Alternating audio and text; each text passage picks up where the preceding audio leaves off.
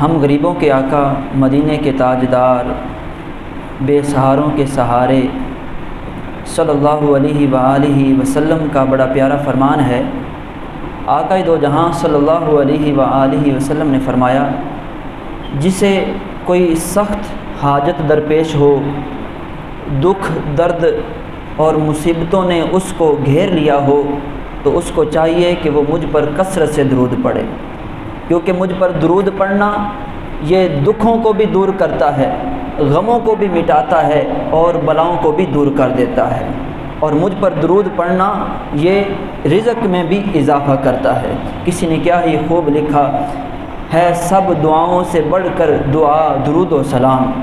ہے، سب دعاؤں سے بڑھ کر دعا درود و سلام، کہ دور کر دیتا ہے ہر بلا یہ درود و سلام۔